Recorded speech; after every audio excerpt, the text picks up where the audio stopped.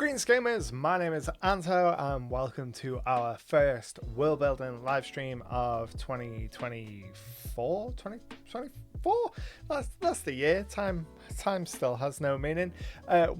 Welcome to our first stream of the year. If this is your first time catching one of these, what we're going to do this evening is we're going to build out some of my homebrew world, the Jewel Cities of Talabar, and I'm going to use your suggestions and input to make some cool stuff as we go along. So underneath the video, the side of the video, it's been a while since we've done this on Twitch. You'll see a little option for channel points that you can redeem for a whole bunch of different things, like naming locations, naming NPCs, adding cool plot hooks and that kind of stuff.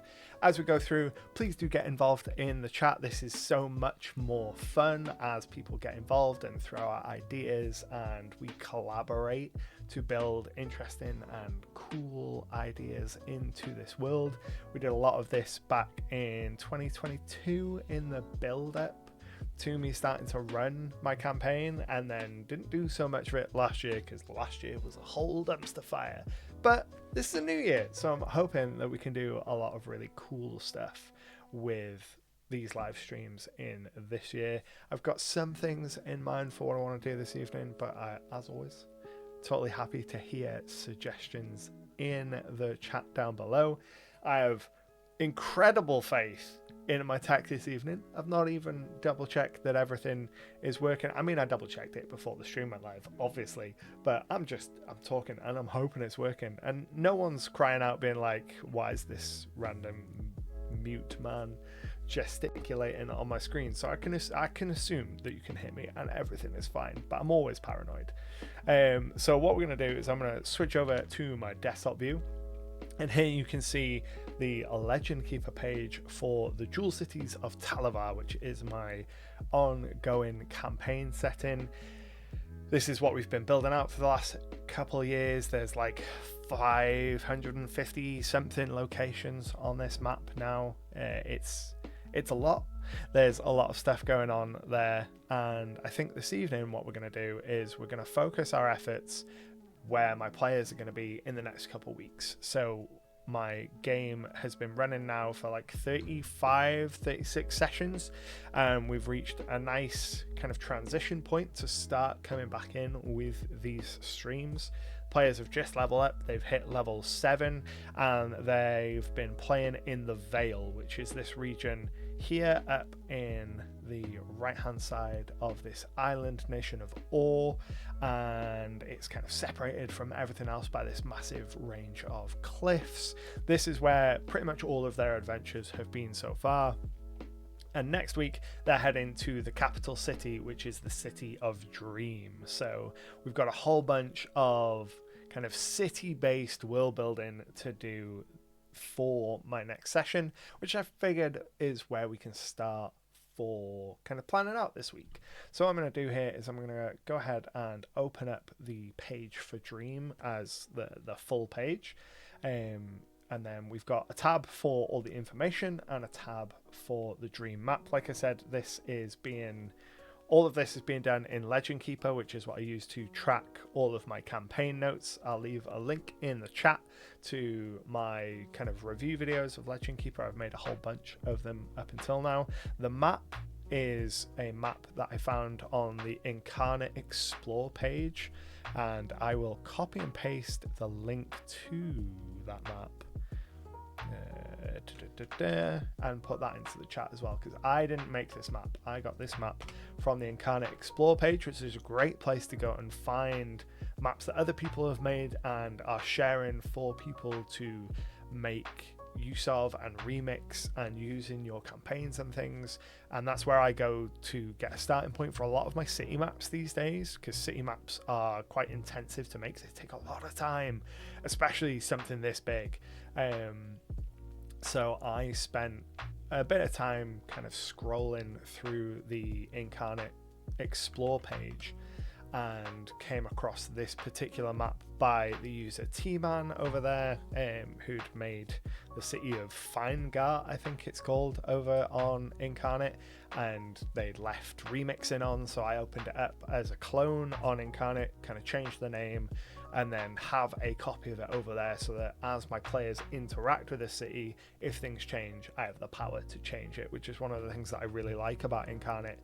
Users can share their maps on that explore page, and it gives you the option to remix them and go in and make copies and really share and build on each other's work, which is a really great collaborative tool. So this is what we're using for the city map of Dream. Just because it's so big and dense, it really gives me the feeling of that large capital city vibe. And you can see I've already got a number of pins on here because I have done some work on this city already. I know some of the kind of high level things that are going on in this location, but there's a lot of stuff and a lot of real estate here to play around with for adventure locations, and I'm crossing my fingers that my players won't just blow this place up immediately, and that they'll actually get to spend some time here and enjoy adventures in the city. The last city that they went to, the city of Malachite, they accidentally kind of destroyed half of it when they found a crashed airship outside the city, and in an attempt to try and get that airship up and running, they made a deal with an elemental, like a greater elemental, and the elemental was basically like, I'll help you, but what I want to do is I want to cause some destruction to make people fear the storm again, because, you know, these modern folks, they don't fear nature in the way that they do. So they bound this elemental into the skyship and basically brought a hurricane through the last city that they went through. So I'm hoping they don't do anything like that in the city of Dream. So that kind of big headline news for what Dream is. It's the capital city of this region of the Vale. It's where the monarch lives. So the monarch of the Vale is known as the Maiden Queen. The Vale worships the goddess known as the Maiden, Cardia the Maiden, and they believe that their queens are the worldly embodiment of that goddess. So all of their queens are the Maiden Queens. The current Maiden Queen is not of age yet. She's not old enough to rule, so she is the kind of figurehead of the state, but the legislation is handled by a council of lords, and that is being run from the parliament area. But there is a palace of the Maiden Queen here, and then an enormous church dedicated to Cardia the Maiden as well. And there's a much smaller and more moderate church dedicated to Alasia, who is the goddess of time, who's the secondary kind of deity of this region of the Vale.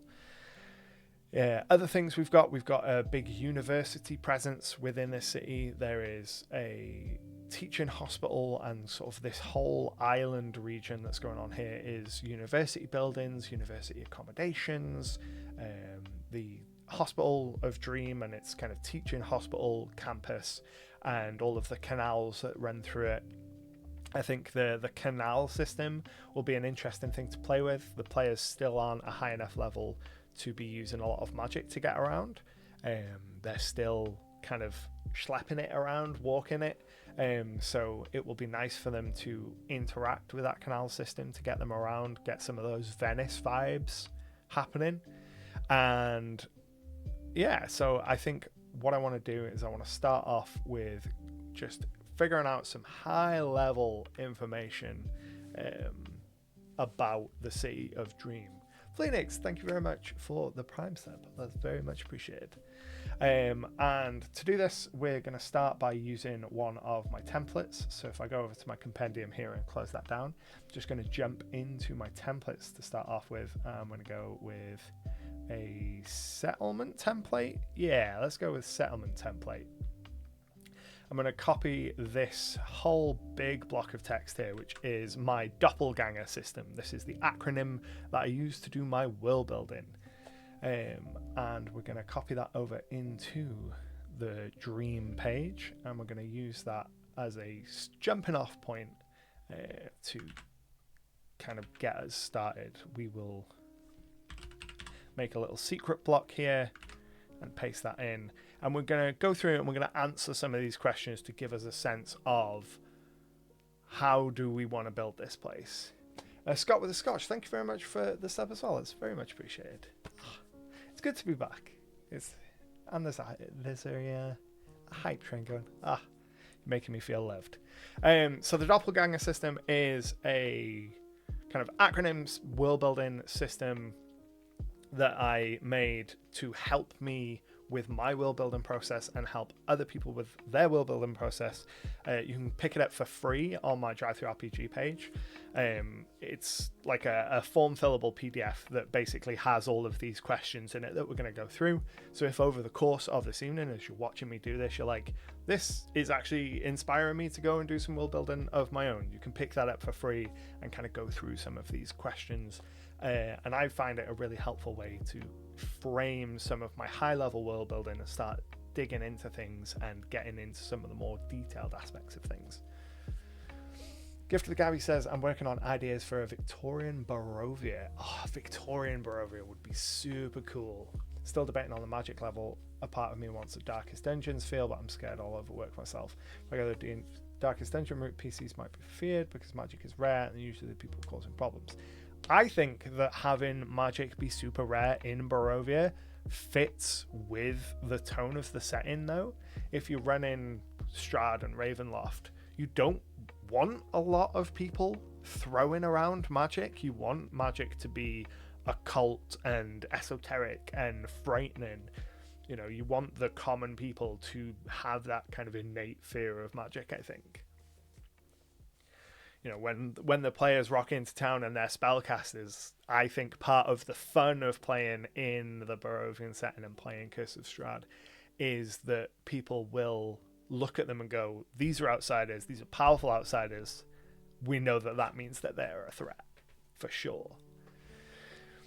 So the Doppelganger system is an acronym thing. It's defense, occultism, peoples, politics, economics, law, geography, assets, nemesis, goals, executive, and religion. Doubt we're going to get through all of that. Doubt we're going to answer every single question along the way, but we'll flit around some of them and use it to kind of build up an idea of what's going on in this city.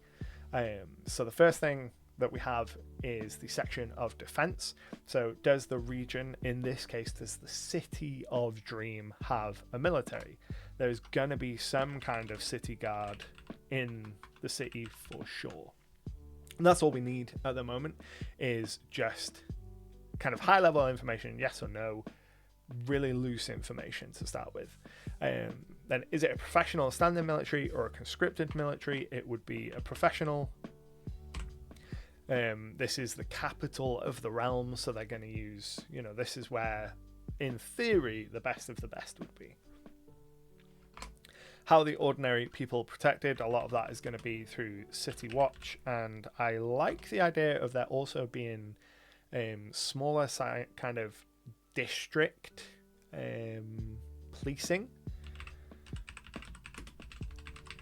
That might not come to anything, but it's an idea for now. What do the region's physical defenses look like? So for that, let's go ahead and throw open another tab because I don't want to have to keep jumping between them on the same page. So when we look at the physical defenses of this city, the first thing that we have is all of the waterways. So the inner part of the city is protected by the river. So if we think of the city as being split up into those multiple districts, this central portion, which is where you're housing the most important part of the church, the most important part of the government through the parliament and through the Maiden Queen's Palace, all of that is protected by the river. But then if we also zoom in, you can see that there is a turreted wall that kind of runs all the way around it. So we've got those two layers of reasonable physical defense going around that central portion. So central, we've got river and walls. And then the outer parts of the city, we've got some walls So here for the university district, we've got walls protecting it, but then on the other side of that, everything's just left open. If there was an invasion, a siege of the city, you know, everything that's not inside these walls is going to be taken pretty quickly. So you can imagine that these exterior buildings here are likely to be sort of lower income housing, lower priority class structure, peoples. You're not going to find as many important structures outside of that defense of the wall. Why is the defense the way it is? The kind of physical location of the river is the main reason for that. Do they have any unique or noteworthy defensive elements? That's probably going to be the canals. What are the weaknesses in the defenses? The unprotected outer buildings. Hey Anto, is there going to be a VOD of this later? I can't watch right now, I'm working. Glad the streams are back, really motivates me to work on my world building.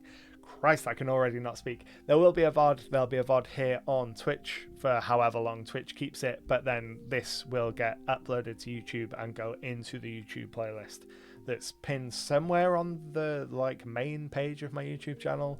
You can find all of the previous VODs that we've done for the whole series there. What's the biggest threat that this city could deal with? I mean, this city could probably deal with a pretty serious siege. They've got river access. If they had, you know, fish in the river, they'd probably do all right for a while. So let's go with major siege. Major siege. Occultism. Is there magic in this region? Yes, there is. Is the magic accepted by the state? Yes, it is. Do normal people know about the magic? In this city, they do.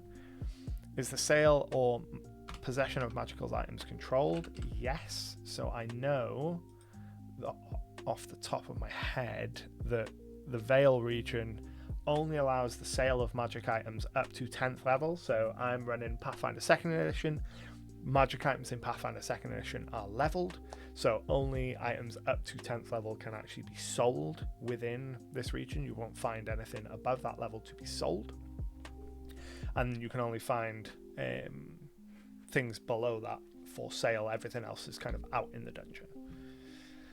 Is this sort of place where people would be encouraged or incentivized to tattle on each other in addition to military police presence? Quite possibly. Not sure how much kind of watch over your neighbor sort of thing there would be. Probably a lot, given that it's the capital and it's where the Maiden Queen lives. There'd probably be an overemphasis on security, so there's a decent chance that there would be that environment of, you know, do you know what your neighbor's doing, and that kind of stuff.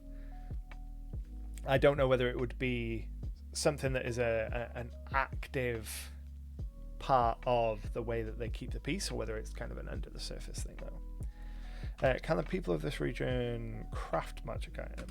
So yes, up to 10th.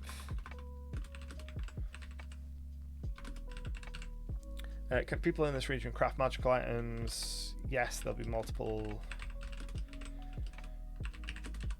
shops that craft items. Who can wield items? So we'd be looking at the university, the hospital, the College of Botany. Who else? There would be the church, and probably members of the Maiden Queen's household. Household, and then individual vendors. Yeah. So weapons and high level magic is the sort of stuff that would be illegal. So in general across the Vale, higher level magic items are restricted. You can't buy and sell them. Just to kind of keep people from rising up and threatening the state.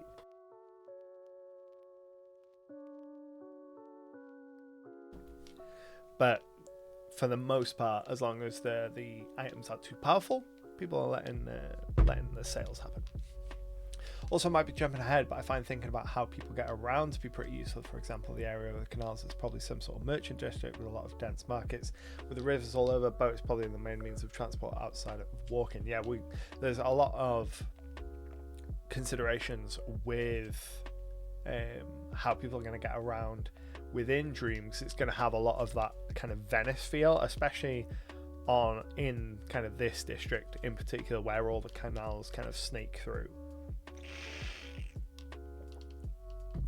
And we get to play with, like, for example, there's this little isolated building. If I zoom out and then zoom back in, there's this little isolated building right here. No idea what the original map maker intended for that, but I am thinking that is an ideal location either for a bank or for the headquarters of the Magical Protection Society service. I can never remember which it is. Magical Protection Service, which is kind of the equivalent of like an insurance company in my world. So they approach businesses and say, we will cast like alarm spells and locate spells on your items and protect you from magical theft if you pay us a small fee, you know. And I like the idea of them being in a kind of semi-secure location. So I'm feeling either a bank or the NPS headquarters for that particular building, but I haven't decided which yet. Let's jump into peoples. So what intelligent races live in this region? So humans are the dominant population of Dream, and I believe dwarves are going to be minority population, because dwarves are the minority population of the Vale. So the way I tend to think about populations in my kind of D&D worlds is in dominant, minority, enclaves, and individuals. So dominant populations are the kind of which groups you're going to see just everywhere. The minority populations are kind of what are the second largest groups. So in most places throughout my world, human is the dominant population, and then for the example of the Vale, there are a lot of dwarves in the Vale. So in most cities, dwarves are kind of the minority population, and then in certain cities you have different enclaves of different groups. Like there's one of the Vale cities has a group of moon elves as an enclave there. So human and dwarves are going to be the kind of main faces that you see when you're walking around the city. But obviously it is like a metropolitan city. It is a region of the world that has a lot of commerce and trade. So you're going to see species, pretty much every species walking around. It's just most of them are going to be humans or dwarves. And that is mainly to give me a starting point.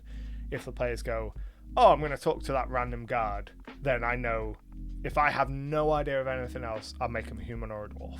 And that it gives me just an angle to go with as to kind of ground my responses for my improv more than anything else. So dominant is human, minority is dwarf. The enclaves, I don't know whether there is an enclave population within Dream. That's something that might come out as we're kind of exploring the map a little bit more. Evening, Bob. How are we? How do the people of this region feel about outsiders? I think they're going to feel fine about outsiders. This is a pretty heavy trafficked region. Is there a social class? What does it look like? As per the Vale, there is a social class. So there is a kind of class structure where there is a nobility and a peasantry. Traditions, don't know about traditions necessarily yet for this city specifically, as well as cultural beliefs or religion. Religion, I'm just going to make a note of Cardia the Maiden, because that's kind of the headline thing within Dream and the Vale in a larger sense. I've got a notification saying there is an ad break in 2 minutes. So let's see what we can do in 2 minutes. What's the political system of the region? It is a monarchy, technically. Monarchy asterisk is what the political system is. So we'll put monarchy asterisk, and it's Maiden Queen, Council of Lords. So the Maiden Queen is not yet of age, so it's a council made up of the lords of all the cities of the Vale that kind of make the legislative decisions until she comes of age. Are there multiple political groups? Yes, is the answer, and this is going to be Elspeth, which would be, there is a character which I will espouse after the ad break. I will explain who Thousand Faces is, because that takes a little bit of explanation as to who Thousand Faces is and why they're an entirely separate political group. Government more authoritarian or libertarian? More authoritarian than libertarian. The state is it's kind of big statey. Political unrest, not at the moment. What else have we got? None of this is immediately sparking anything. So I think what we'll do is there's going to be an ad in like 40 seconds. So we'll run the ad, and then when we come back, we'll dive into the map and just start looking at the map and seeing what the physical space that we're occupying kind of sparks, and see how we get on with that. So I'm going to let the ad run, and then we'll come back and we'll dive into the map, and I'll see you in a minute.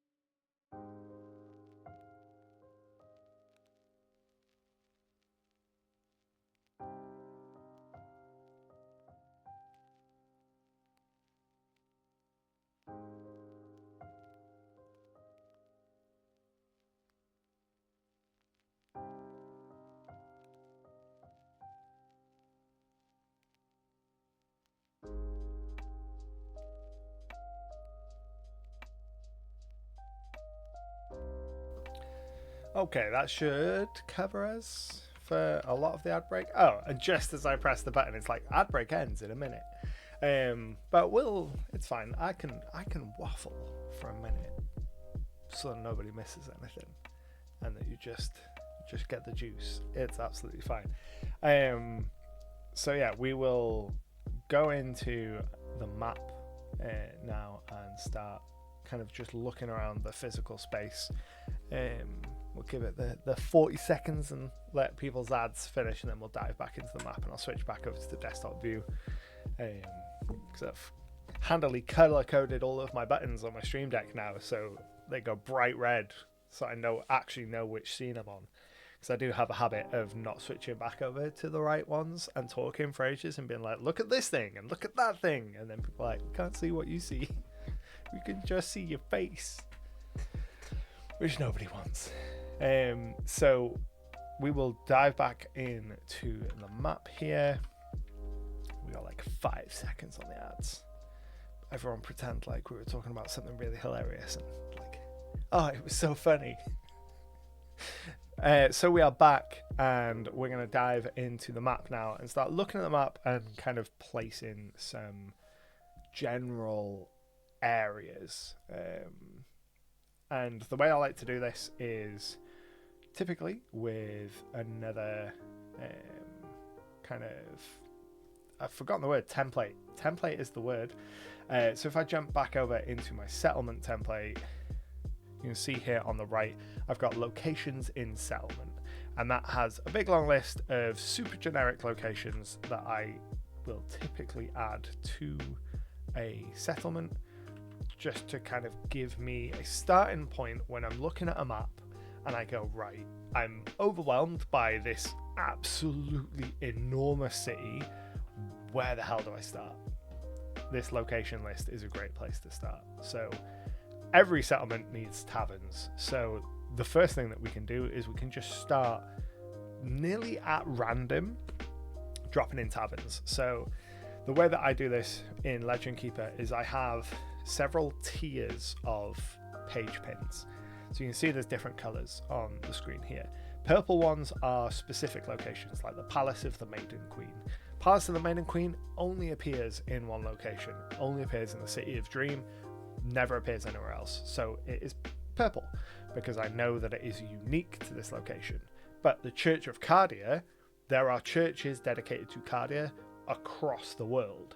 So in any city where I want a Church of Cardia to appear, I can drop what is a generic token for the Church of Cardia, and then I have expandable sections within that. So you can see here I've got a section for Holden, which is the town that my players started in, and that has information on what that church looks like and who some of the NPCs are, and I can expand and contract that as needed.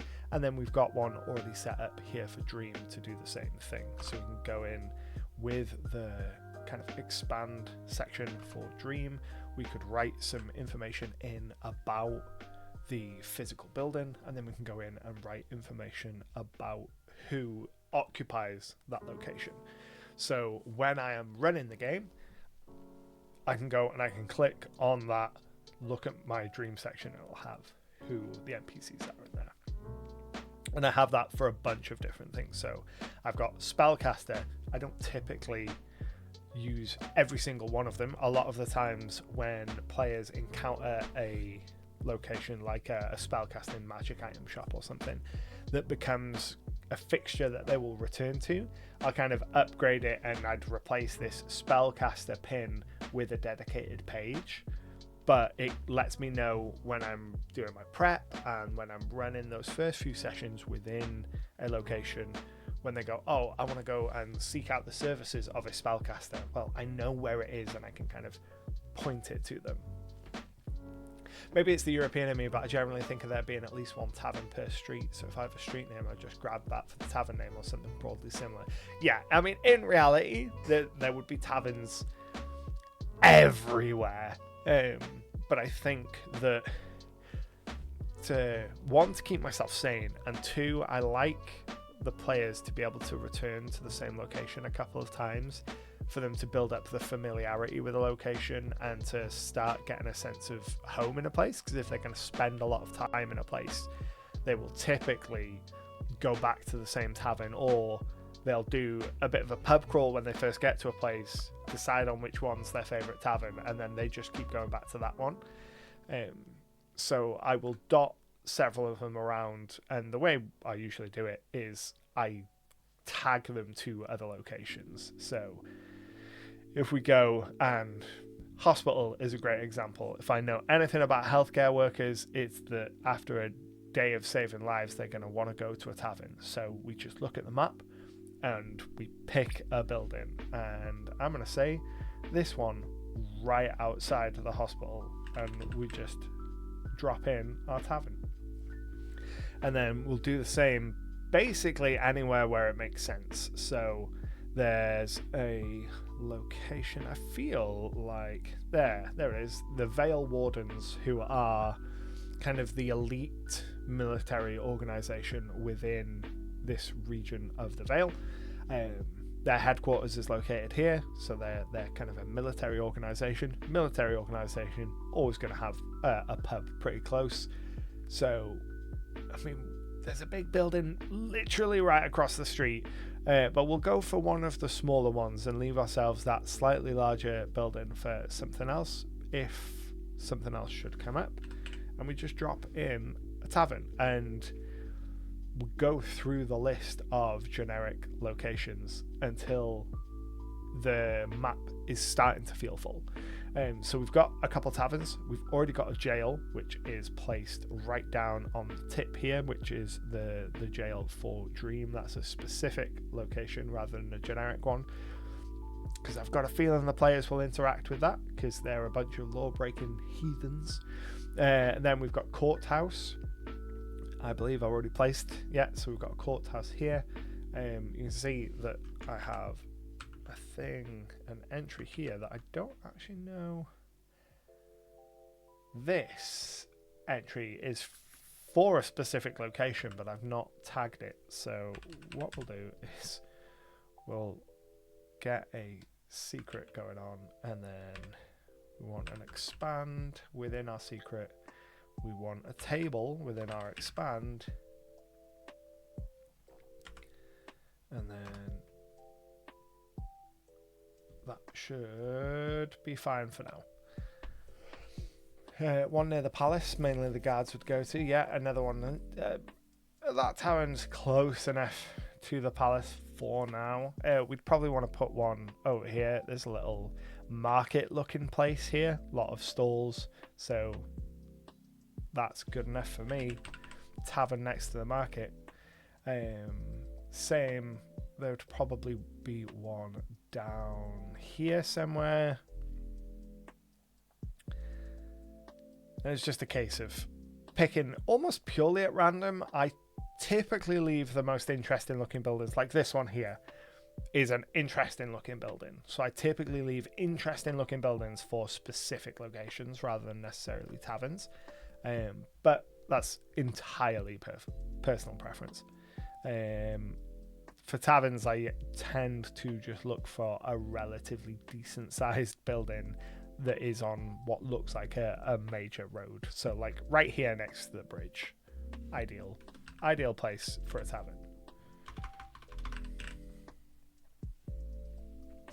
Tend to have an absolutely massive list of pre-gen taverns or tavern keepers. I'll pull out any specific names of people that go to often, but most a small room in a basement or larger building built into a hotel or some other structure. Yeah, so if we click on that generic tavern, we can close. You can see I've got a lot more taverns, but if I go into the DM tab for it, I just have a big long list of tavern names, because I will often struggle to think of a specific name for taverns tied to the city or the region, so I'll just pull up this list and choose one at random, and then pull that over into the main part and put it into my little secret node. So town hall, don't necessarily need to worry about that. Some kind of barracks though. We've got the Vale Warden HQ, but we do probably want something for the city watch. So I'm going to zoom out a little bit.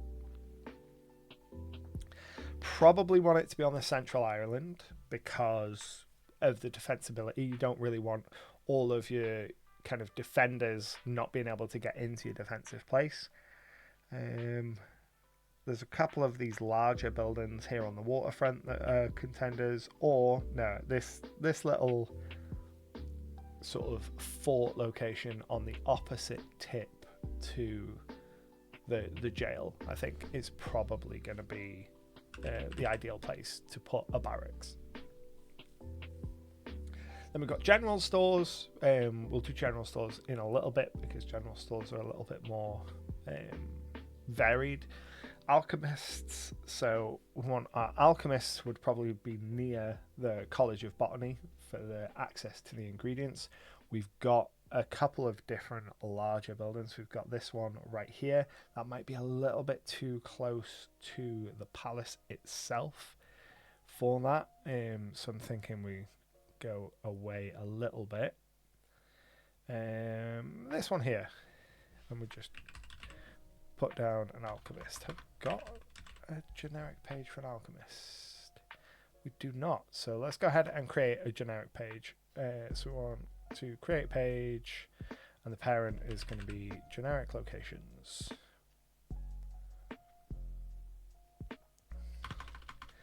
then we should be able to link it. Oh, okay, missed. And then we need to change the pin to be a generic pin. So I use the gold pins with the signposts on them, kind of the default pin. I have a chain of taverns called The Haven, and is run like the Continental from John Wick. Having chains is really handy because it gives familiarity, and it means that you don't have to come up with multiple names every time. I like it. Herbalist as well. Herbalist is... one? No, that's Elspeth's house. Herbalist, let's go. Put you somewhere here as well. Which building speaks to me? None of them particularly. So let's go this one right here. Create link to herbalist. Potion shop or herbalist. We want to change the alchemy logo. What would an alchemist logo? Mortar? There is a mortar and pestle. Nice. Then we want spellcasters. Already have a spellcaster. There'll probably be more. That's something to kind of ruminate on. Same with the cultists. Churches we've already got. I've put a couple of stables in already, I believe. Yeah, there's a couple of stables dotted around the outskirts of town. Basically just anywhere where the roads kind of egress into the city, you're going to have a stable. So stables aren't too much of a problem. As long as I remember to put a notation for one, I can always drag the pin when the players arrive and are like, this is the direction we're arriving from, and I'll drag the stables to wherever they're arriving from. From there, we've got a morgue, which I have already placed near to the hospital. Scott says, if you make a chain of taverns, I have a humble request that you mention the toilets being at the end of several flights of stairs. Yeah, go full Weatherspoons on them. Right, blacksmiths and fletchers. So now we're getting into more of the kind of commerce stuff. So we want to probably keep them out of this centralized area. Oh, I've already made a note for the bank. The bank exists here. So this place up here is going to be the MPS headquarters.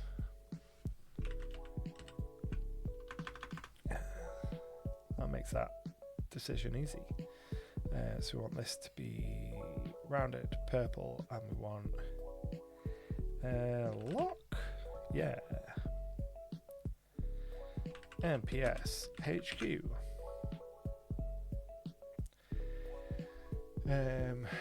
So we need to decide where the majority of like the trade is going to be. So up here we've already got some like market looking stuff. So up here is a strong contender, or it would be more down here. It's more market looking stuff down by laser. We can do both. So I think the way that we're going to figure this out is have a look at the map and figure out where the players are going to be approaching from. So my players just finished a quest in the town of Shimmer, so they're going to be approaching Dream from a sort of south-southerly approach. So they're going to hit this sector kind of first, which means that I want to focus putting my kind of generic locations down in here, connected to like this area of waterway and into the canals and stuff. So like this south section, I'm thinking, and then there's a shipyard. They want to buy a ship while they're here, so that will probably be where they go to investigate that first. So a lot of the next few sessions, I imagine, is probably going to be in these couple of districts. So let's start adding some. We want a blacksmiths. Let's find a suitably nice looking building, or at least something that looks like it is semi-fancy. Oh, there's another little barracks here as well. That's cool. That feels too fancy, that building. This one right here, this little curvy one in this square. Blacksmith. Blacksmith. Definitely imagine the canals being big in the trade district. Yeah, this is my first time actually catching a stream. Just want to say thanks for the extremely useful videos. I've been able to learn from building my first campaign. You're very welcome indeed. Depends on what the houses are nearby. I think there would be more high-end shops, master level services for near a noble district, and then more mundane shops elsewhere. Yeah, it's so I know that a lot of the lower income housing at this north section is going to be predominantly lower income housing, where it's, you know, removed from the heart of the city, not only by the wall but the entire river. And then a lot of where the canal is the kind of university district. So there's the university, the hospital. So a lot of there'd be a lot more of the kind of student focused stuff in and around this canal-y section. But purely because the players are arriving from the south, this is where they're going to be coming into the city from. So I would like to give them access to a bunch of stuff so that they don't have to go through the city and back through the city without interacting with it. I'd like to introduce the city to them in kind of stages. So give them enough stuff within maybe these two districts for their first session or two in the city, so that they don't feel like they're kind of running across the entire location and have been to it all without seeing it all and then feel like they just leave. Whereas if they are contained within kind of this region, I can go into the incarnate map, I can take a crop of just these two districts, blow it up, add some more kind of detailed notation, present that to them so that they're not as overwhelmed by the whole map. They've seen the whole map, but they don't need to be seeing it the entire time they're there. I can give them this more zoomed in section with a bit more information. I know that they want to go to a dockyards. I know that there are things elsewhere in the city they want to get to eventually, but I know dockyards is their kind of first thing that they want to do. But then I can also give them some kind of key locations in these two districts to direct them to start picking up quests, because they want to buy a ship and they cannot afford a ship. So we're going to definitely have to give them some quests to get them to be able to be seaworthy. So things like blacksmiths, fletchers, tailors, a lot of that can be entirely random within this region, because we just need to know that it is there more than anything else. Restaurants, theatres and grocers. So this building is large enough and interesting enough that I think it would make a good theatre. Restaurants, let's put a restaurant down here on the water.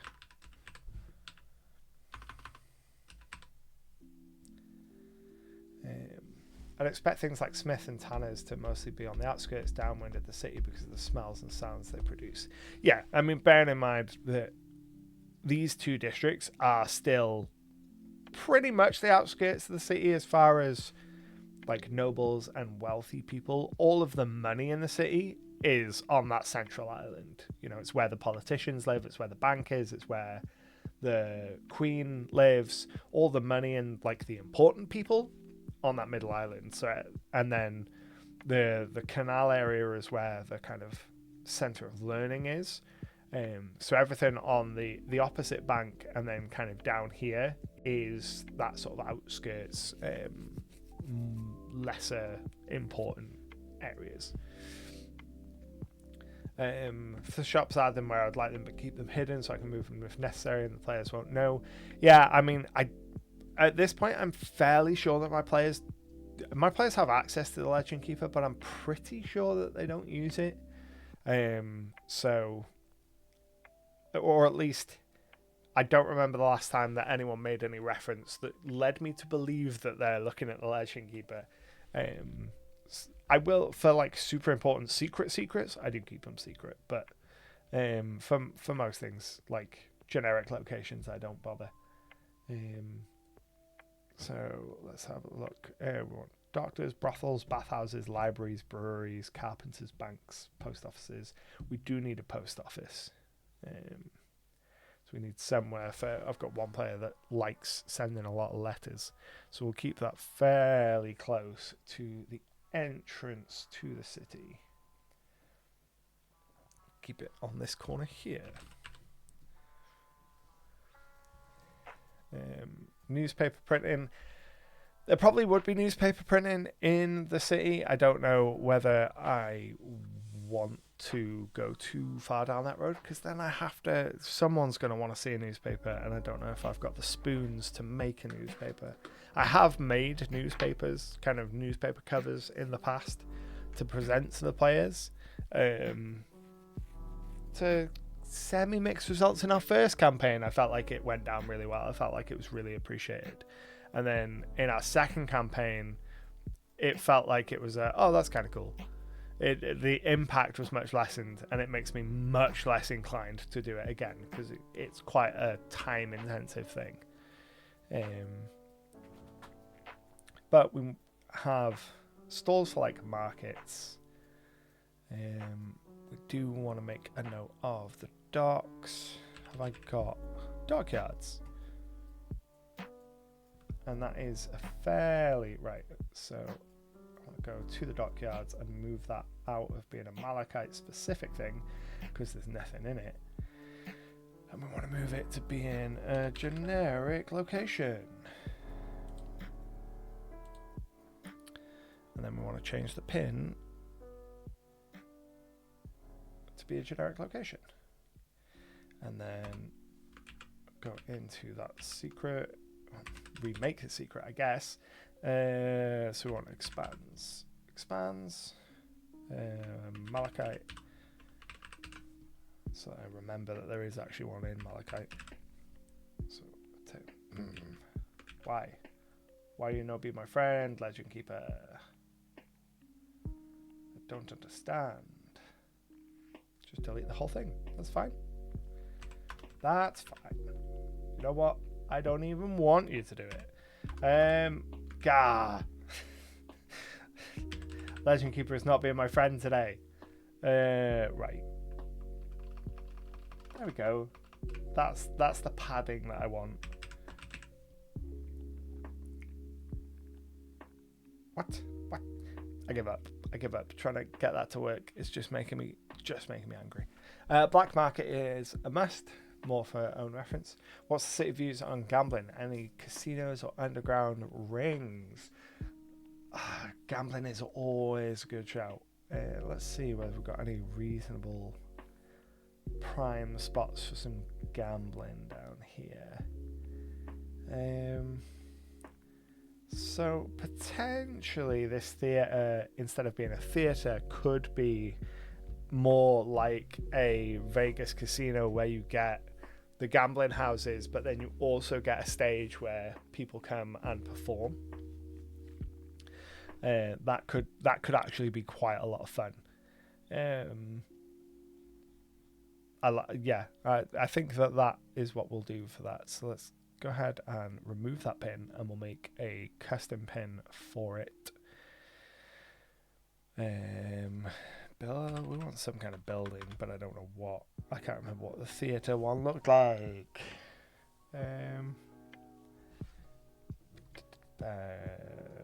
Let's go with dice for gambling. We'll make it rounded, and then I'm just going to call this Caesar's Palace for now, because that's what's in my mind. Caesar's Palace? That's not what I want. I want Caesar's Palace. I don't even think that's how you spell Caesar, is it? Let's double check. No, it's not. It's not even close. If you're looking for a decent casino map, there's one in the Agents of Edgewatch campaign. I've used it on a few different campaigns so far. Ooh. I will have a look at that. I will make a note of that in here. Agents of Edgewatch casino map. So what I have in mind is like a gambling hall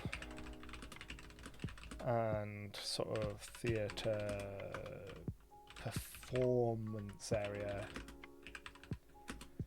combo.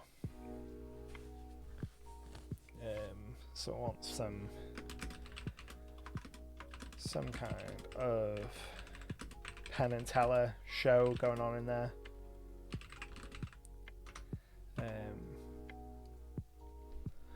Want, you know, Ocean's 11 style vibes, seedy casino owner. There's a lot of tropes to play around with there. And I like the idea of it being just so close to a church, no separation.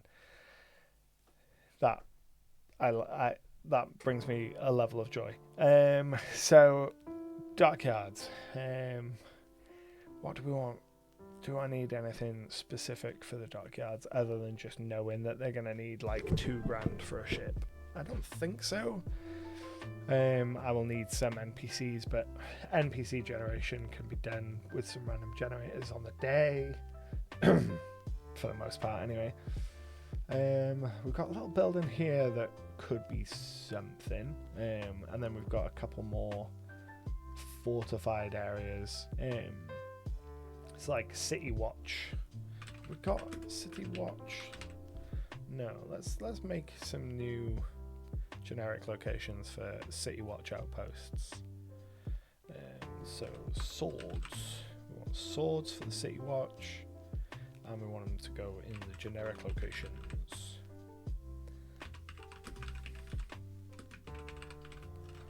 City Watch outpost. So just dotting those around would be useful. Also, big recommend Narc's campaign maps. They did ones for the Abomination Vaults and Foundry. I've got a bunch of conversions for other campaigns. Typically, what I tend to do for my maps these days is I will have a browse through the Chepeku site and look to see if there's anything on there. That's usually the first place I go if I'm looking for something. Like if I'm looking for like a generic encounter map location, I'll go look on Chepeku first. If I can't find that, I'll type some keywords into the Incarnate Explore page. If I can't do that, I'll kind of third tier resort to Google. It's very rare these days that I make specific maps just because it takes so much time. I love making maps, but it's so time intensive, and I just never feel like I have the time to do it anymore. So I often find myself just reaching for like resources like Chepeku.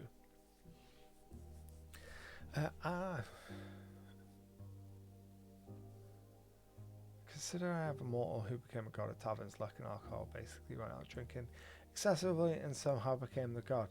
Reminds me of Caden Callian from Pathfinder. I've got a very similar god in my setting as well. For a handful of map makers, Chepeku I've seen a great maps for. Yeah, I really like Chepeku. I've used a whole bunch of their maps. A bunch of their basic maps, but also a bunch of like their staggered kind of changing maps, and made kind of tiered battles that change over the course of the battle is something that I really like doing. Having maps that evolve as the battle goes on is always really fun. So let's have a look. Let's zoom out and see how we're feeling. So we're starting to pick up a reasonable kind of depth of pins. So I know that when my players arrive in Dream, they're going to want to go and check out a boat to find out how much it is, and then they're probably going to start immediately carousing to try and earn some money, because they won't have enough money to be able to buy that. That's a good point. I probably should check to see whether they do have enough cash to just outright buy the boat, because that would make it a very short adventure if they can just rock up to the city and be like, here, we're buying this boat, we've got the money. So I'll double check to see what their cash flow situation is before deciding how much the boat should be, because the boat has to be more than they have in cash.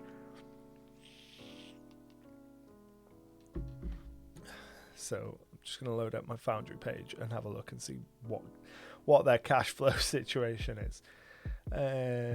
Total coinage 73 gold, about 100 gold, about 160 gold, about 600 gold is what they've got in total coinage. So I make it 2.5 grand should be enough that they can't just sell their goods to be able to buy it outright. Finally caught a stream. Been watching YouTube for a while and really enjoy your content. Thank you very much. I'm glad to have you in. We're just building out a city in the Jewel Cities of Talavar at the moment, trying to figure out what my players are likely to encounter and interact with in the next session. So they're going to get to town, they're going to go straight to the dockyards, they're going to inquire about pricings of ships.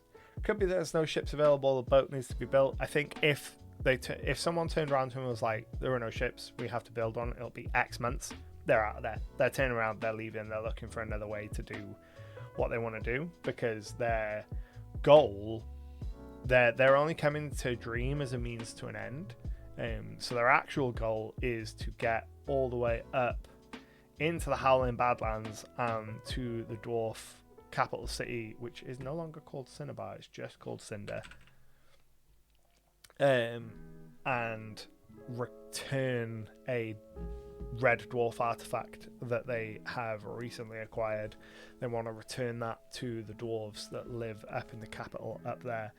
And their general plan is to get a boat in Dream, sail kind of over here, stop off at the supposed location for one of the player's backstory items, and then move their way up along the coast, kind of sail across Empire's Run, and then move along up into the mainland. So if they get to Dream and they're like, yeah, there's no boats, they'll just walk it. There's no way they'll stay in the city, and they don't have to stay in the city. I would kind of like for them to stay in the city for a little while, just so they get to enjoy some city gameplay. I can't remember, did you guys play D&D or Pathfinder? We are currently playing Pathfinder. Our last campaign was D&D. This current one is Pathfinder 2nd edition. So I want there to be boats available when they get to the dockyards, because otherwise they'll bounce immediately off it and they'll leave. I have very little faith. So there needs to be boats available. They need to be priced in such a way that it's outside of their price range now, but not so far outside their price range that they're like, that's an amount of money that we can't envision having and we couldn't possibly have. So if they've got like 600 gold between them and it's like 2.5 grand, then it's an amount that like, oh, that's more than we've got, but it's achievable. Imagine Drake says, do you prefer Pathfinder? I might be joining a Pathfinder campaign soon, only played D&D so far. There are a lot of things that I prefer about Pathfinder. It's got a lot better kind of codified GM support, so there are a lot more rules that kind of give specific advice for GMs. There's a lot more options when it comes to character building. It's not always for the best, I don't think. There are some times where you open up the list of options available to you and feel a little bit overwhelmed. Things like some of the general and skill feats that you get are kind of a little overwhelming when you look at the list, but in general a lot more character building options, and the kinds of characters that you make are a lot more varied than you're going to get in 5th edition. You can have 2 characters of the same class, and the potential for them to look different in terms of how they play and what options they have is much greater than in 5th edition. Whether or not they end up looking different, kind of subjective, and up for debate, because there are still options that are mechanically best. So if you've got a bunch of players and you put them together and they're all really like numbers minded and like, I want to hit things and do the most amount of damage, obviously they're all going to tend to choose the same kind of thing, but there's a lot more possibility for them to choose vastly different things. The monsters tend to be much more interesting. I wish the layout of information specifically for monsters was done a little better.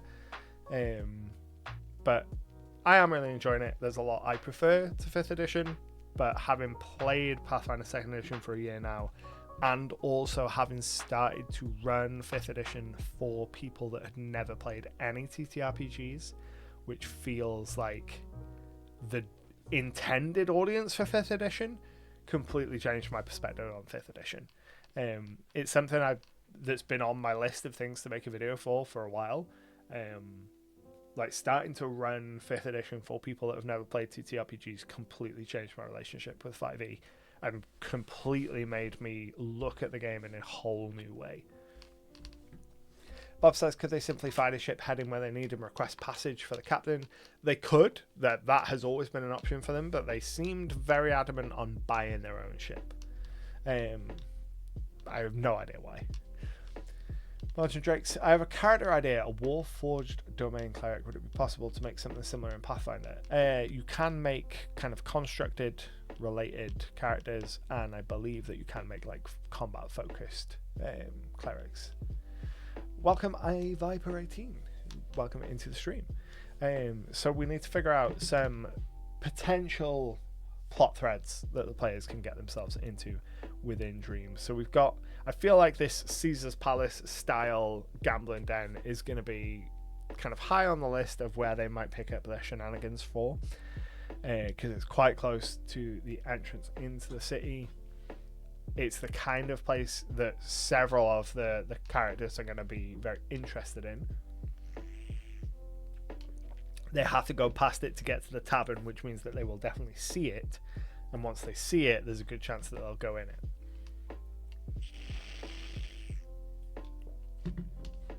So I think that is where, when it comes time for me doing the prep and I'm thinking about what kind of quests do I want to be giving the players, that's a contender for it. But at the same time, I feel like going down that route will immediately skew criminal, and that's not necessarily what I want.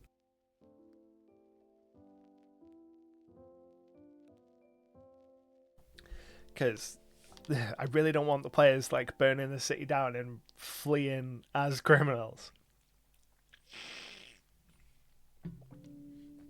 So, what else can we do within the city that would require them that would get them some money? So let's have a look on the main overland map again and see what some of the threats around this are. So we've already done a decent amount of work over the last couple of years to kind of prep us for this.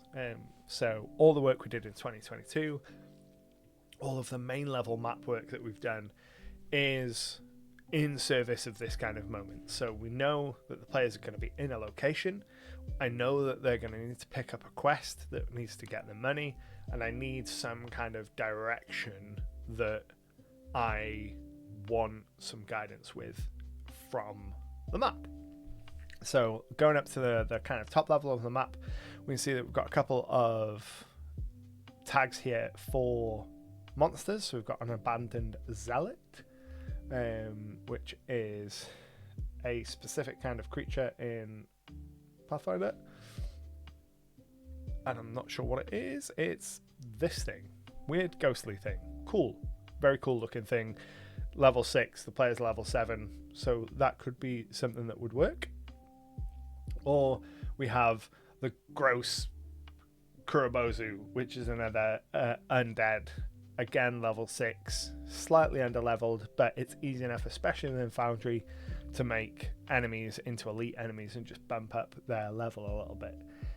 So we've got a couple of options for monsters here that we've already kind of laid some groundwork for. So for this one, this creature has been stealing the breath of people in Dream, leaving them dead, and investigators are stumped. So that's something that we could incorporate, so they could arrive into the city and stumble across someone who has died within this area, so we can make a marker for that.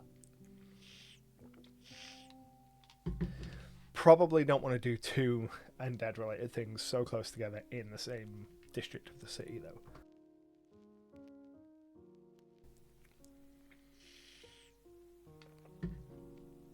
just because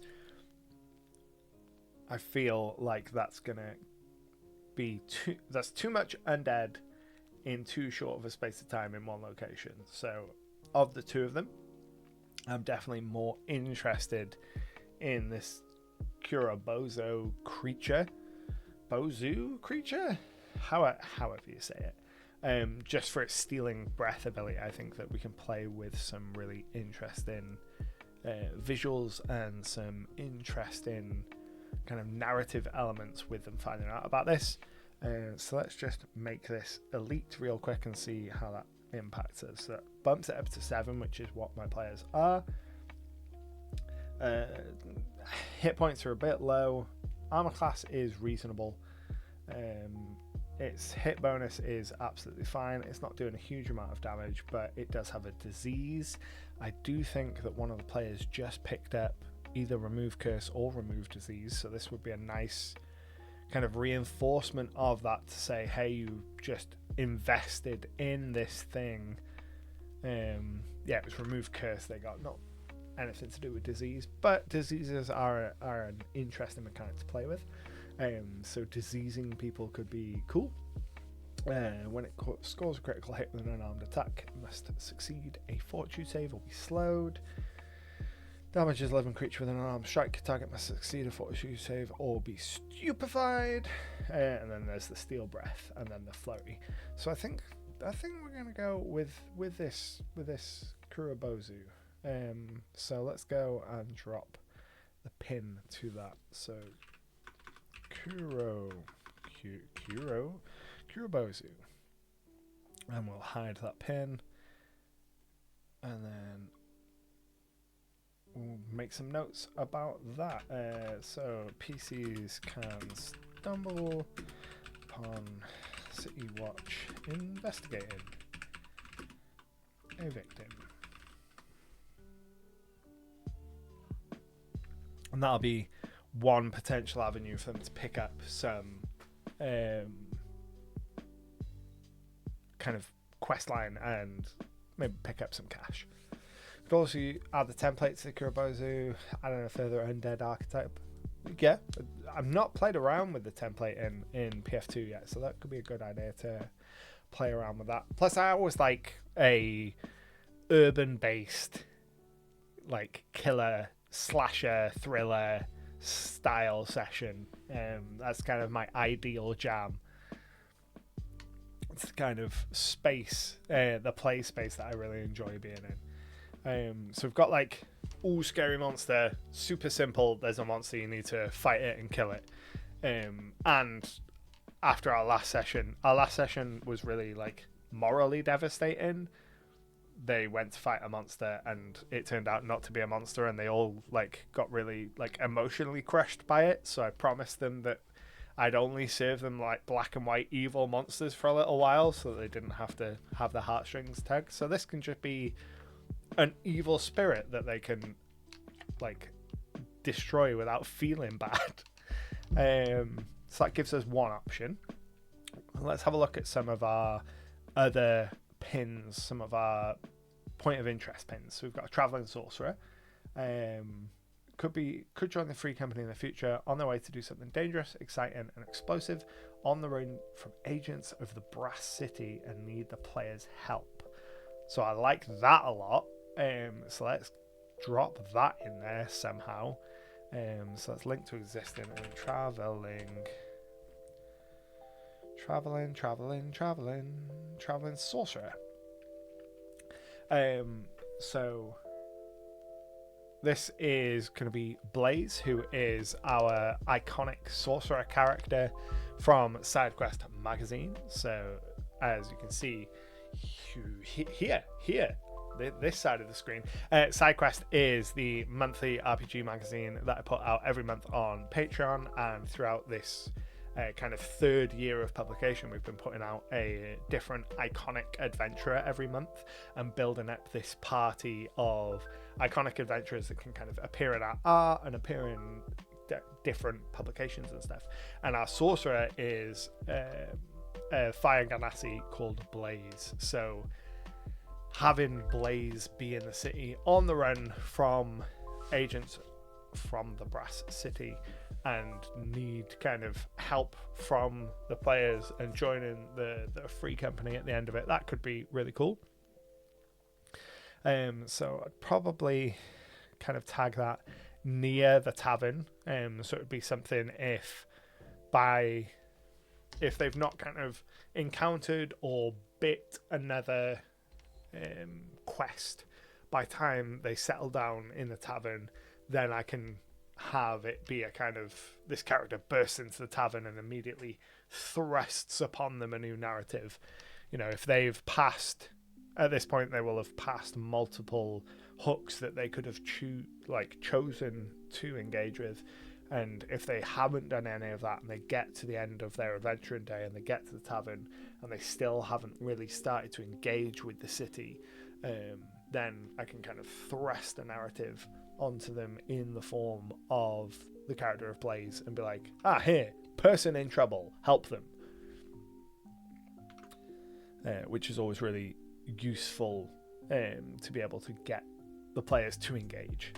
We've also got disgruntled miners. I don't think that is relevant anymore. I think that's been solved. A wooden basilisk. Next to the creek, you find about a dozen human-shaped trees. Trees are actually people who are attacked by a wooden basilisk, a variant of the species.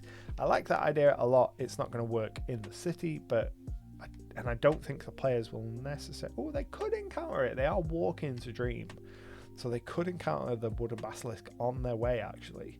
That might be a way to buy myself more time to prep the city, is have half of next session be them on the way to the city encountering this wooden basilisk, or potentially encountering the wooden basilisk. And then if they engage with that, they can have a nice fight. I'll grab a map of a creek and I'll knock up a token of a wooden basilisk and they can fight that, and it'll all be, good, get turned into trees. If they don't engage with that, then they'll go straight to the city and there will be enough there for them to engage with. But if they do stop at the wooden basilisk, it buys me more time to develop more of the city. Could have the creature stealing the breath of people in taverns. A good way to connect it to something with the world. Absolutely. Basically have it sneaking in while people are asleep. Normally I'd be completely up for that. It's not been long since my players have been directly attacked from while they were in a tavern, and one of the characters died as a result. So I don't think I want to have them attacked in a tavern just yet, because that wound is so fresh. We're only like 2 or 3 sessions out from a character dying after a tavern assault, so I don't want to retread that too quickly. Fall back on the quest from the deck. The house mimic needs destroying. Yeah. The house mimic is somewhere on this map. I don't remember where, but it is somewhere. And then what else have we got around here? We've got an adventurers camp, the lightning beach, where all the lightning's hitting the ground and making pillars of glass. But I think between Spooky Monster is going around stealing everyone's breath, and potential new member for the company is being pursued by extra planar threat and needs help. Those two, as well as there is a casino here that we could probably carouse to either gamble our way to some more money or find unscrupulous individuals to give us some plot hooks, is probably going to be enough to get them started on a path within the first session. Because there's a lot within the city for them to uncover. They have expressed interest in going to the College of Botany, to go into the hospital, to go into the large library at the university, to finding the MPS headquarters, investigating that so that they can figure out how to get around kind of MPS safeguards and break into more shops, because, life of crime is a life for them. So they have a bunch of things that they want to do as they move into the city. I just don't want them to rush into the city because it's so large and kind of miss out on everything and feel like, oh, we've done the city in 2 sessions, even though there's so much potential there. I want them to feel the size of it, at least initially. If after a session or two they're like, nah, screw this, we're just going straight to where we want to, that's fine. I want to at least give them the kind of option. Side note, on the world map, the placement of Dream makes it look like a rabbit with the outcropping of rivers. Yeah, there's little bunny ears. I ran the attack in the tavern. My PCs received a scroll message and they opened it. And the arcane pulse came from outside the tavern, ended up being attacked by animated table, knives, and a stove. The best thing was the player hit end of the table. I like animated objects. I try to be very sparing with my use of animated objects now because I've given my players incredible mimic PTSD. So I have to go like literal years between using any animated objects to give them time to kind of forget about the last time that I mimicked them or used any animated object, because they get incredibly paranoid for months after I do it. My favorite was I had a room where almost every single individual item in the room was a mimic. The door was a mimic, the tables and chairs were mimics, the pieces of paper were mimics. And then there was a really obvious like grand piano in the corner that was set up to look like it was going to be the obvious mimic. And they were like, that's a mimic, we're not going to interact with that. They turned around and tried to leave and interacted with the door, and the door was the mimic. And then just the entire room came alive as various size mimics. It took me months to work off the kind of paranoia that built up. But it was absolutely worth it. That's another problem I have with running campaigns for like long-term campaigns. We've been playing now almost every week for like 7 years, pretty much. We're getting on for seven straight years soonish. It's not going to be long before we hit our 7-year anniversary, and it's really hard not to like retread the same kind of stories. So I'm always conscious about making sure that I'm giving enough space between the kinds of stories that I'm telling. So like not placing like for like monsters too close together, not reusing like mimics and other classic monsters especially. I really don't want to be using really close together. I typically tend to use like maybe one per campaign. So weeks and weeks and weeks ago, let's have a look when it was.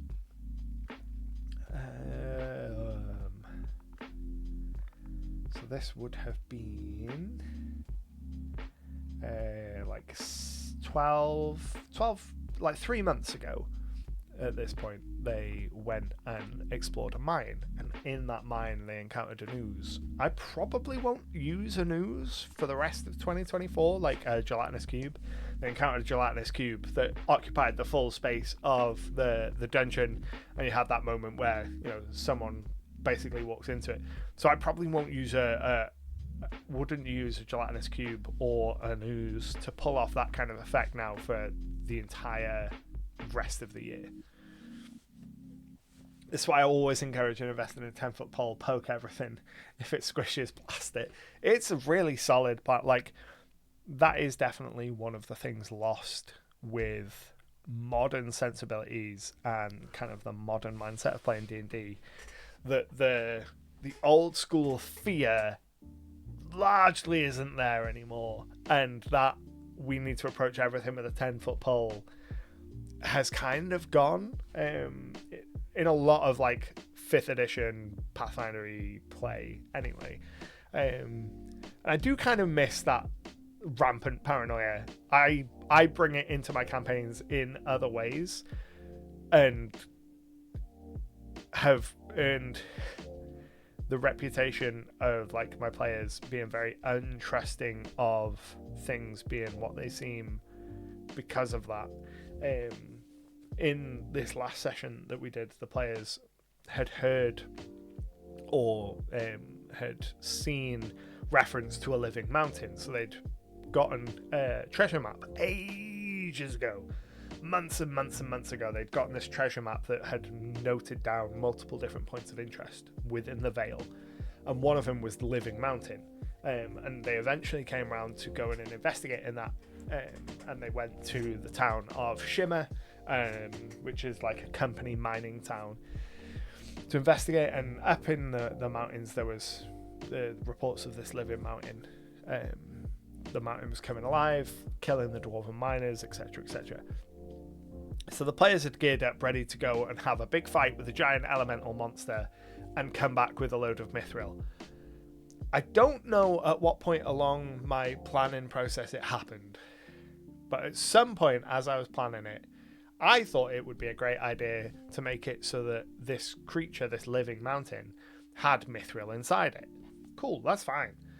Then I was like, well, what if all mithril actually comes from these creatures, and this creature is the only one that's woken up, and when it's asleep, they're indistinguishable from rock, and the mithril is actually its heart, and all mithril in my entire campaign world is actually just the heart of living creatures, and nobody knows about it because they've been asleep for like millennia. So when my players eventually got to the point where they found that out, it just emotionally crushed them, because they're like, not only did we now not get to fight this thing, so we don't get an enjoyable fight, we don't get any mithril ore as a reward, but we're also cursed with the knowledge that all across the world people are mining the hearts of these creatures and they don't even know it. I was like, yeah, I have to give you really basic like baddie monsters for a little while, because you're not going to emotionally recover from this, not for a good long while. Like, before they went up the mountain, one of the players was like, oh, I'll pick up a scroll of tongues so we can talk to it. You know, because if we talk to it, we might not have to fight it. I think they really regretted talking to it. Like, ignorance would have been bliss for them. I use a lot of almost Lovecraftian horror in my games. Nothing that's going to jump out and eat their face, but plenty of stuff to make the players think something's going to jump out and eat their face. Just love channeling that anxiety for them. Yeah, like, getting them paranoid in that sense is always a lot of fun. Right then, so got a couple of directions to go in Dream. They're going to arrive in the city, they're going to go to the port, either on their way there or on their way back. They'll probably encounter this weird breath-stealing monsters kind of fallout and the crime scene as a result. If they choose to engage with that, then they'll have that quest. I'll get a couple of like generic interior maps that I can use for several of these quests. If they don't engage with that, they'll probably leave. They might go into the Church of Alasia, so I'll need a couple of NPCs for that for this city, but maybe not. If not, they'll go into the Caesar's Palace style place, so I'll need some NPCs for that and some ideas for less than legal activities that they could do in there. And then if they make it all the way through here without doing any of that, then they'll go to the tavern and we'll push a narrative on them with this traveling sorcerer that's on the run. And I think that's a reasonable start. Zoom in, give them this district as the map, kind of grey out everything else, and I think that should be a reasonable place to start. Oh, it looks like we're in the middle of an ad again. So while we wait for everybody to come back in, I will take a drink. And then how are we doing for time? Just gone 9:30. Right then, so let's go to the Jewel Cities and zoom out. And we'll just wait for the ad to finish for anyone that's not currently consumed by the ad, just in case anyone is stuck in it. Bob says, my next session I'm starting a set of events I've probably discovered displayed a la Hannibal. I love that thriller style gameplay. Like, I think my most commonly used secondary genre within kind of fantasy games is horror and thriller. So like, fantasy is my primary genre, so D&D Pathfinder, but then injecting horror and thriller elements into that is probably my second most used genre. I think what we'll do to end off for this evening is what we usually do, so have a period of just like general Q&A. So if people have questions about my world, so the Dual Cities of Talabar or the world of Ishtar beyond it, any questions about YouTube or Patreon or anything like that, throw them down in the comments below, and we'll just hang around for sort of 10-15 minutes and have a general chat before we end off for the evening at some point in the next couple of weeks. I'm probably going to do a video where I go over some of my favourite pins on the Jewel City map. Bob says, how many pins are we up to now? That is a very good question. I think, let's cluster them and have a look. 564. 564 pins. Very much like the same thing, Fantasy GM, but I think horror is a nice seasoning. It is a nice seasoning. What my perfect Sunday starts with a nice long lie-in. I don't know how long you've been knocking around Era, but you may have stumbled into spoiler territory if you've been hanging around for any period of time, which is entirely your own fault. But the spoilers should have stopped now, so mostly, unless people ask specific questions. So tread with caution, so you don't get yourself spoiled. Tape for everyone to know that we're planning on killing you off again next week. Like, that would be terrible. It'd be a terrible way to find out. But no, next couple of weeks, I'm probably going to make a video kind of going over some of my favorite pins and locations and kind of plot hooks and stuff from this map, just because we've got so many pins on this now. There's no way the players are going to engage or encounter them all, at least not in this campaign. And some of the stuff that's going on this map is really cool, and I really like it, and I would really like to talk about it, and there's a good chance I'll never get to, at least with this group in this campaign. So I think I'll probably make a video talking about some of my favourite places in the Jewel Cities that I don't think that the players will get around to going to. And I think that'll be a fun video. Those kind of videos that I've done before, where I've just rambled about like general world building and some of the stuff in my world, have done surprisingly well. So I'm looking forward to making that. And I was going to make a video today, but I didn't have the spoons for it, where I was going to talk about the idea of what is kind of canon to a world. So I was writing an article for this month's issue of SideQuest, link again in the chat, talking about the creation myth for a region of kind of my wider cosmos, and it kind of semi-contradicted something in an earlier issue, and as part of that I kind of have a little breakout box that's like, neither of these issues presentation of this information is wrong necessarily, it's just this is how the people in this region perceive in this case it was the creation myth. And I think that's an important way to look at it when you're world building, especially for like such high level stuff like creation myths. It's good to not be too married to a specific idea and be like, this is exactly how it happened, this is exactly the mechanics of how the world came into being, this is exactly how the gods started and operated. Being able to have that element of, this is how these people believe it to be, so this is what the belief of this region is, gives you a lot more flexibility to change things in the future, because if you go to a different region within your world, you can go, there is just a completely different set of beliefs and background and creation myth here, and it's not contradicting yourself, it's just people believe different stuff here, entirely like the real world. Even culturally, nearly every nation in the world has its own version of creation myth. Exactly, it makes your life easier in terms of world building and prepping for your games, and it is also just more realistic. But I think I've got a number of thoughts on that are kind of stewing around in my head that I will probably make a video on at some point.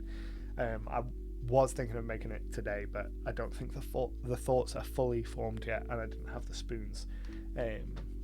So maybe next week, or I might make the kind of Jewel Cities world tour video where I go over those my favorite locations in the Jewel Cities next week, because that'll be a nice low impact for me video while I'm still kind of building back up after spending so much time ill, to kind of get back into the swing of making videos.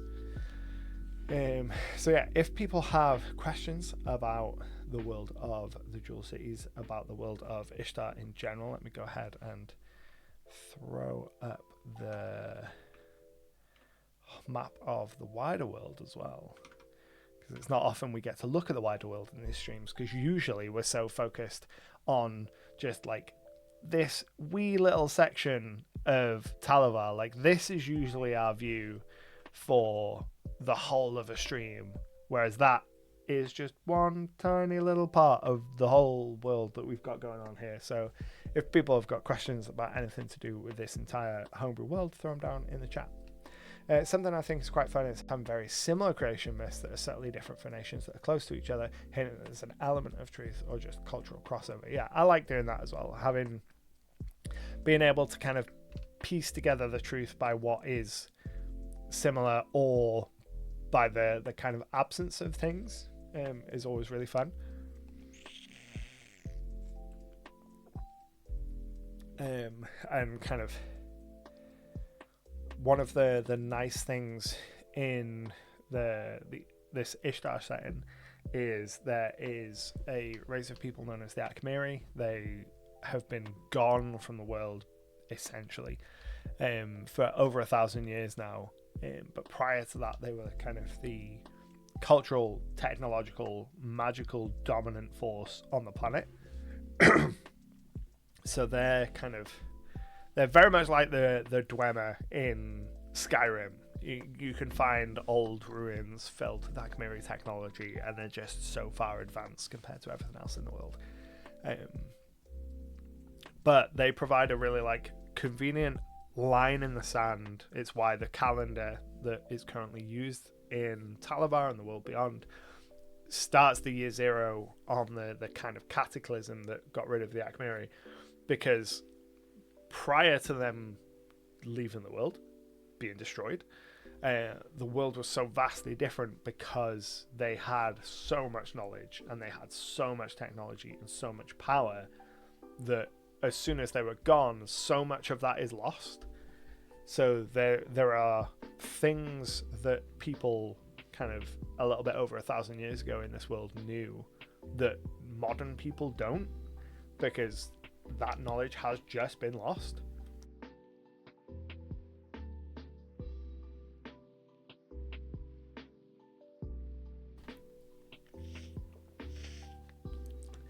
Welcome in. We're just doing our kind of wind down before the end of the stream, doing a bit of a Q&A where people can ask questions about the world of Ishtar, the setting of the Jewel Cities of Talavar that we've been building out together over the last couple of years here on stream, and just kind of winding down before we finish for the evening. One of the things that I am really looking forward to is the players moving out of the Vale and kind of exploring some of the rest of the Jewel Cities. So once they're done in Dream, like I said, they're going to move from the Vale, which is this region here, in this kind of corner of the island. They're going to move up into the Glass Hinterlands, where they're going to search for an element tied to one of the characters' backstories, and then up into the mainland through a section of the Desk Empire, and ultimately into the Howling Badlands, where they're going to go and try and connect with the Cinder Dwarves and return an artifact to them. And there's just a lot of different things that they're going to get to experience along the way. You know, they're going to get to experience the culture of the Hinterlands being very different to the Vale, what life is like on the fringes of the Empire. They've had a little bit of an exposure to the heart of the Empire through some magical shenanigans. They've been to one of the central cities, so they're going to get to see kind of how that differs to the outskirts, and then they're going to get to see the just complete difference for the Howling Badlands and kind of like the irradiated sands that's going on up there.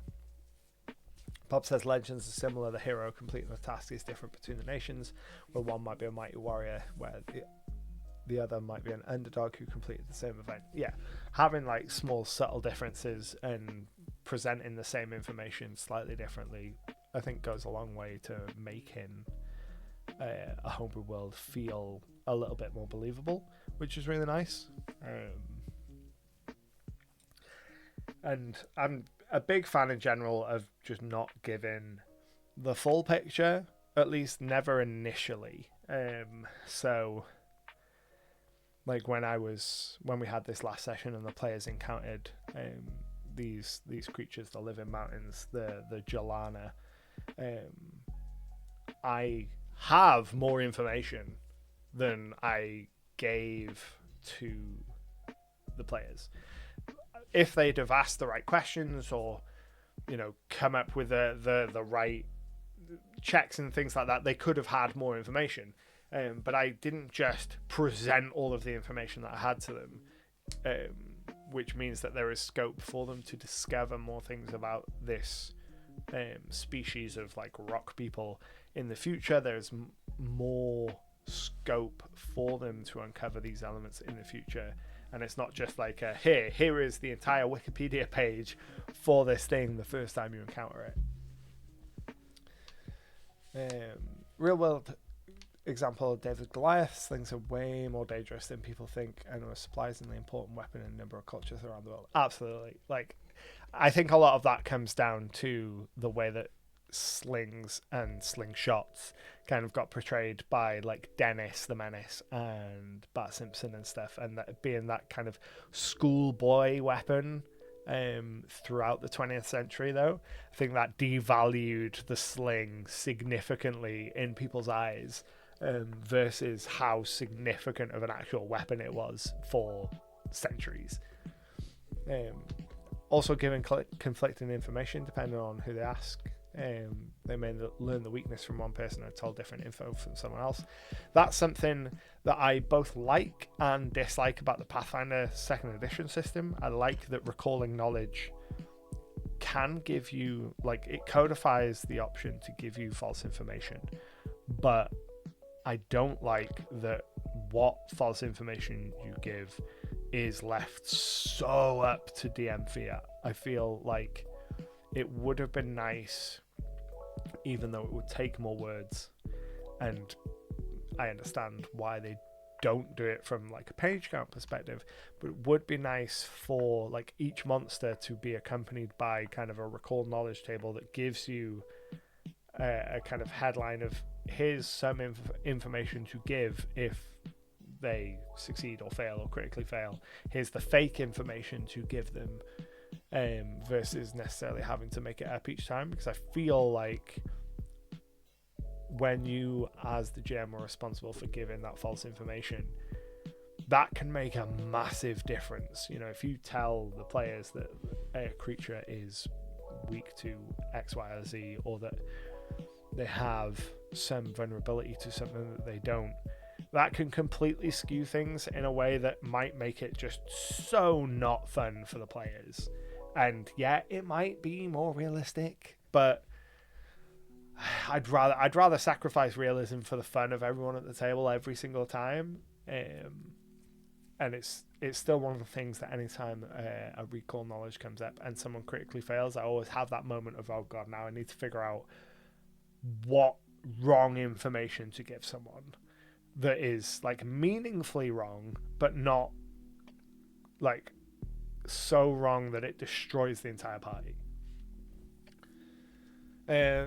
Seems to recall the guidance for recall. I think it's just they changed up the wording to make it easier to understand how to use it. The modules do provide that information. That is good to know. I'm glad that the modules do provide that information. At least it's being provided somewhere. And modules make sense as a place to give it, given that they are more like GM textbooks, versus just having the pure stats in the bestiaries. We are getting close to the hour, so if anyone's got any other questions, comments, or anything, throw them down in the chat before I start to go into my closing spiel. Also gives you reasons for players to write things down as they're told, rather than remember it themselves. Also, because characters doing this when they learn certain information anyway. Yeah, it's a great reason for players to take notes. I've yet to see any fruit bear from that. It doesn't feel like that my players are taking more notes on a whole in PF2 than before. We've got one player that has consistently been better at taking notes than everyone else for the 7 years that we've been doing it. And then throughout the course of the entire time we've been playing, everyone else kind of takes notes at different points and to different degrees, but they're not a very note-takey group, which, is fine, but it does come back to bite them sometimes, I think. So yeah, any other questions and stuff, throw it in the comments while I go through my usual spiel. So this is something that I'm going to try and do as close to weekly as I can, kind of health and spoons permitting. We'll do this every week on Thursday evenings, 8 till 10 p.m. ish UK time. If you are new here, do make sure to hit the follow button and do all of the social media engagement stuff. I do also have a YouTube channel where I post a whole bunch of world building and mechanical content for D&D and Pathfinder over there on YouTube. Scott says, have you got any projects you're working on that you haven't talked about yet that would be interested in sharing? Updates for Stain or SideQuest? So I had a whole bunch of projects that I wanted to do in 2024, and then with everything that happened with my health right at the end of 2023, I've fully scaled back. So my main goal for 2024 is just getting to the end of it alive, and then everything after that is a bonus. So in terms of work-wise, pretty much this year I just want to focus on making sure that I'm getting SideQuest out every month, and that I'm getting a reasonable number of videos out when I have something to say. Beyond those two, pretty much every other project has been shelved, while I kind of focus on my health and making it through the year alive, because I was burning the candle way too hard at both ends, and I think that was a significant contributor to ending episode poorly.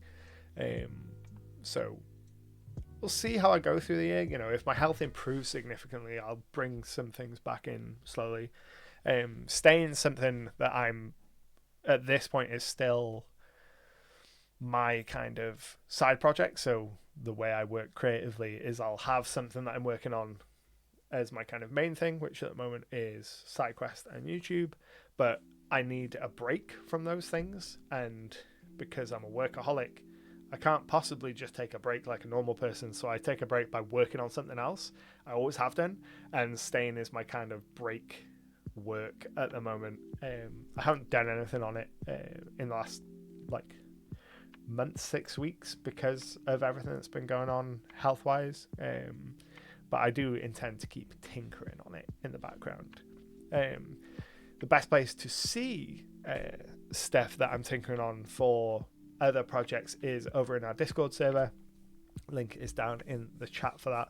There's a whole bunch of areas in there, including one where I share kind of development progress for my first RPG, which is called Stain.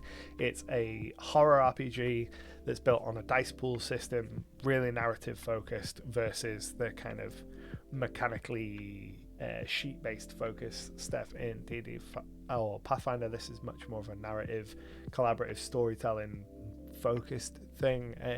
I'm really enjoying building that out. I've been enjoying sharing a lot about that as well. Like I said, I do have a Patreon where I share my magazine SideQuest every month. You can pick that up. It's filled with 5e, Pathfinder 2nd edition, and kind of system neutral fantasy content every month. So we have world building stuff in there, monsters, NPCs, short adventures. There's a different suite of stuff every month, but 3 to 4 articles each month, covering a wide range of topics.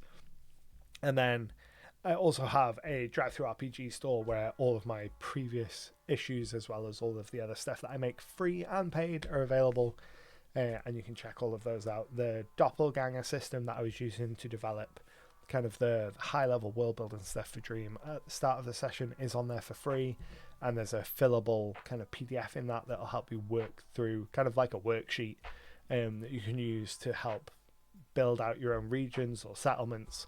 And it's got a bunch of questions in there that you can ask yourself about your world building areas, just to kind of get a better sense of what's going on in those locations. I find it really helpful. I use it in my own world building, like you've seen this evening, and a whole bunch of other people have really enjoyed it. So check it out. So much spiel. So aggressive on the old voice box. I'm going to call it there. I hope that you've enjoyed hanging out this evening. Thank you for getting involved. Thank you for chatting. It's always good fun. Hope it's inspired you to go off and do some world building of your own. Like I said, we're going to do this hopefully every week on Thursday evenings, as frequently as I'm able to manage. But until next time, happy gaming.